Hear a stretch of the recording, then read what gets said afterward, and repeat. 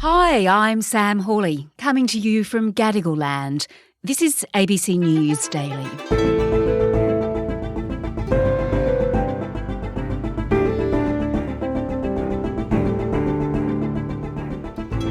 When you open your power bill right now, it can come as a real shock. And it's only going to get worse, with prices rising by up to a quarter again this month.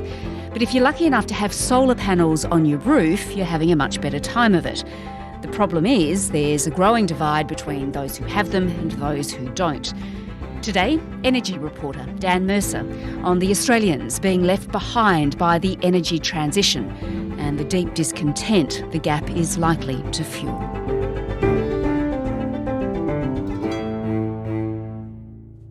Dan, many people around Australia have in the past few weeks been told by their retailers that their power bills will be going up and going up by a lot. It's not a nice time. No, not at all, Sam. For millions of people, really, those bills are going up, especially so in the eastern states. Prices are going up by at least 20% and, in fact, much more than that in many cases. Your power bills are about to get even more expensive. Regulators have approved increases again. They'll vary depending on where you live and which electricity provider you're with. And in, those states across the eastern seaboard, the extent to which you're affected really will depend on whether you've got solar panels on your roof in a lot of cases, or other green tech such as batteries or heat pumps. And that question of whether you're lucky enough to have this kit is in many ways at the heart of a growing energy divide in Australia. Right, and that's a divide because some people can afford to get solar panels and there's lots of other people who can't. In the main, yes, that's exactly it. Certainly, I think it's the simplest explanation for why some people have got solar and other people don't. It typically costs a few $1,000s to get solar panels installed. Those prices have come down, but it's still of that sort of order. Now, that can be a very good investment that pays itself off through lower power bills in just a matter of years. And there are a lot of households in Australia which have solar, more than 3 million at last count. And that's, almost a third of the households there are in this country. But of course, not everyone has a few $1,000s lying around. And there are other reasons why some people can't get solar and green kit too. Yeah, of course. So just let's unpack that a bit more and explain why this divide exists in this country. Well, it really goes to what we were just talking about. It's often an income disparity. Saul Griffith, who's really the flag bearer for electrification and green tech, the bearded sort of fella, scientific genius and entrepreneur from New South Wales, he reckons this issue keeps him awake at night. And my concern right now is cost of living. Average Australian household last year, $5,000 a year would be the cost of all of their petrol and diesel, the cost of their electricity, the cost of their gas. That'll go up to about $7,000 this year, and that's extremely meaningful, especially with the other inflationary pressures. So it's definitely on the minds of the big thinkers involved in the transition. And it should be too, because this will become the ultimate story of the haves and have-nots unless it's handled well. Across Australia, power prices are going up sharply and people are just reacting to that.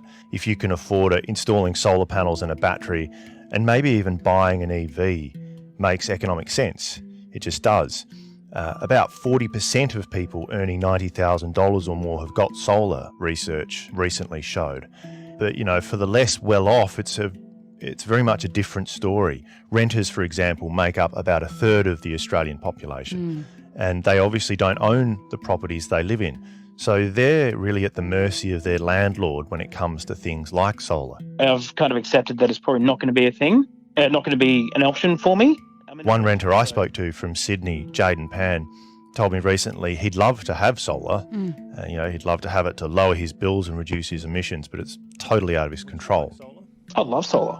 Solar will be fantastic. We could run the heater at night, or during the day actually, while the solar's actually running, warm up the house, and then at night we can actually come home to a warm home, which is nice. During the day in the summer we could run aircon, but we can't. So basically solar is just not really an option for you? No, it's not. Most people that are stuck in this constant rental cycle that most people in my generation are, that's just a fact of reality. It's important to remember that energy prices are like a regressive tax. I think that's a really important point. Energy Consumers Australia, which is the advocacy for consumers, small users, estimates people earning $150,000 or more a year spend 1.9% of their income on energy. Those in the lowest bracket, on the other hand, pay 12%. And that doesn't include the cost of fuel. When you consider most electric vehicle or EV uptake is by wealthier households, that divide's likely to be even greater, and it's only going to increase. Okay, but shouldn't the people that can afford it actually be rewarded, I guess, for doing the right thing by reducing demand on fossil fuels, by using renewable energy? Yes, they should. And I reckon you'd struggle to find someone who disagrees with that. But this is really about how we're going to pay for the grid in a world where more and more people get solar and other green tech, but many others simply can't. Practically everybody is connected to the grid. And let's be honest, the grid is really a modern miracle. It's a huge machine that provides power around the clock at the flick of a switch. It's also vastly expensive. It costs a lot of money to build, and it costs a lot of money to maintain. At the moment, most of the costs of the system are allocated to households based on the energy that they take from the grid, that they suck out of the grid. But of course, households with solar don't really draw much energy from the grid. Here's where the problem gets really messy, because those households aren't necessarily costing the grid much less. They still need the system when the sun isn't shining, and they still need the system to export the surplus power that their solar panels produce. But because they're no longer paying nearly so much for the upkeep of the grid, those costs often just get smeared across an ever-diminishing number of often poorer customers, or customers unable to get solar. And it's going to be a similar story with EVs potentially. EVs will be wonderful for the electricity system in many ways, and a lot of the people involved in planning and running the system are very much keen on them. They have the potential to be basically a huge battery that can soak up excess renewable energy at some times and discharge that back into the grid at peak times. Either way, though, all this tech means that we're going to be using the grid more than ever before. So how we ensure that we can continue to pay for it equitably, and I stress equitably, is fundamentally important. Because it sounds like if you don't have solar or an EV, you're propping up those people who do. So that sounds like something that needs fixing, Dan. Wouldn't it make sense that if we put more renewables into the grid, that would make it cheaper for everyone, and then not everyone would have to put solar panels on their homes? Not really as simple as that, Sam. It's not as simple as just putting in more renewable energy, because you still have to put in all of the infrastructure that sits behind it. It's way harder than just building solar farms and wind farms. Those farms, those assets have got to be connected to the grid by transmission lines that cost billions of dollars to build. There's got to be utility scale batteries, huge pumped hydro projects like Snowy 2.0, and gas-fired power plants all sitting in there as backup. And all of this costs a truckload of money, and it's going to take time. So, the large-scale deployment of renewable energy is definitely a big part of the solution, but it's not going to be an overnight thing. In the meantime, we actually need to work out ways of providing more equitable access to green tech like solar where we can.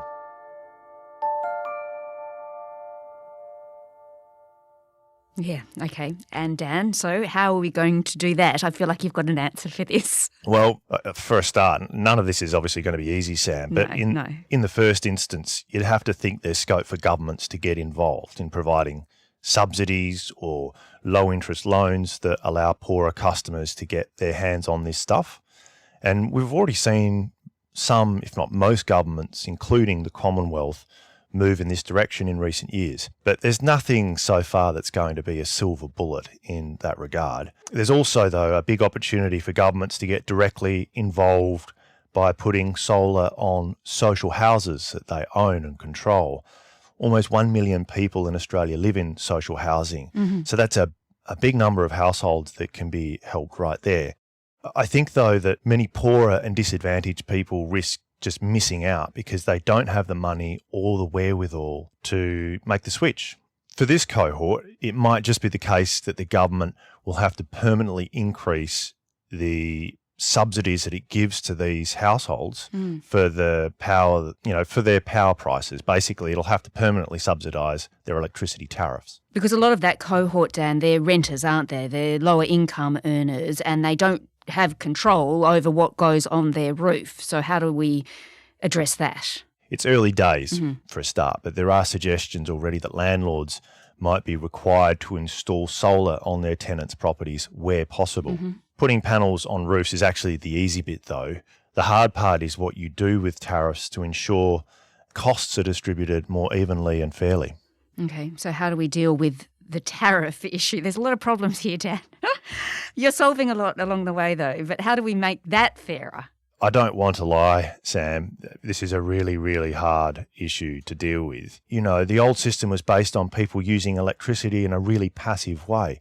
But of course, that's no longer the case for millions of people who are now selling as well as buying electricity, a trend that's only going to increase. Gavin Dufty from St Vincent de Paul is keen on what's known as two-way pricing. So if you're using the network to export as well as import electricity, you pay for the privilege. We do need network tariff reform. Poles and wires in the street are a two-way electricity highway. We need pricing that prices both ways. So the people that are just consuming actually don't end up paying costs for people that are producing. So that's Dan, if we don't start to deal with this renewable divide that we have in this country now, what's the ultimate impact of that, do you think?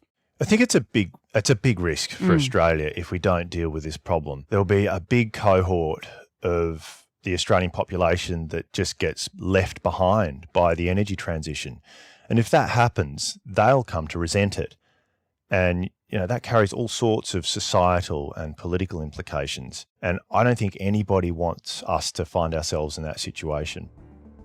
The flip side, Sam, is that Australia is actually in a unique leadership position, really, globally, to figure out some of these problems. We have more rooftop solar than any other country by miles, and we're at the bleeding edge of this transition in so many ways. So a lot of people are watching Australia, and if we can handle these thorny issues, if we can find a way to deal with them, it'll provide a template for the rest of the world.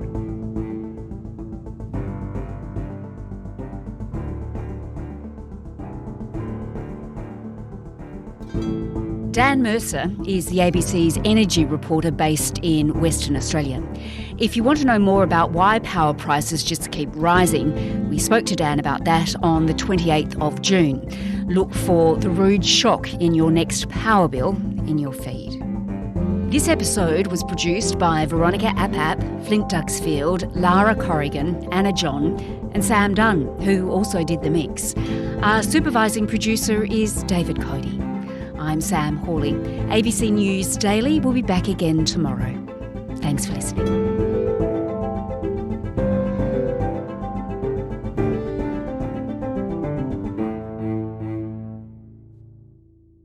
Subscribe to listen to more free podcasts or download the ABC Listen app and stream ad-free.